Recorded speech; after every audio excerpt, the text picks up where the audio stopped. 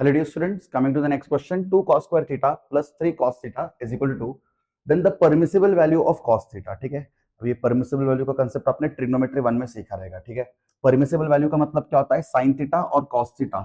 sin theta और cos theta जो होता है वो -1 से लेके 1 के बीच में एग्जिस्ट करता है. ठीक है, सो -1 और 1 के बीच में ये वैल्यू एग्जिस्ट करता है. सो cos थीटा का वैल्यू -1 और 1 के बीच में रहा तो उसको हम बोलते हैं परमिसिबल वैल्यू. ठीक है, चलो तो क्रॉस चेक करते हैं. ठीक है, सो क्वेश्चन में क्या दिया है? 2 cos square theta plus 3 cos theta is equal to 2 दिया है. ठीक है, एक काम करो, तो यहाँ पे एक काम करो, cos थीटा को ना पुट अपन ऐसे बोल सकते हो, क्वेश्चन को इजी करते हैं. Put cos theta is equal to x. x को थोड़ा cos थीटा मान लो.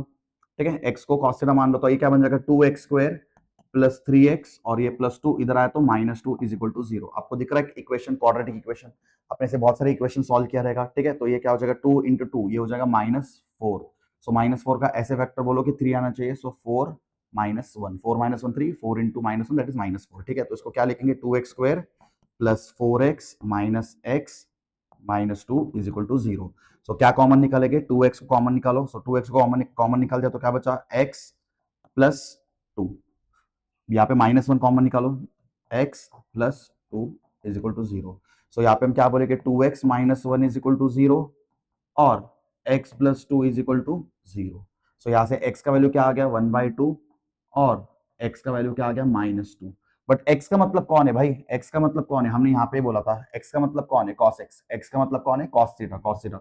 सो cos theta is equal to 1/2 और cos theta is equal to -2. तो यहाँ पे अभी परमिसिबल वैल्यू कौन रहेगा? जो ये रेंज के अंदर रहेगा. ठीक है, सो -1 और 1 के बीच में कौन रहेगा? 1/2 मतलब 0.5. 0.5 is in between -1 and 1, but -2 is not in this range.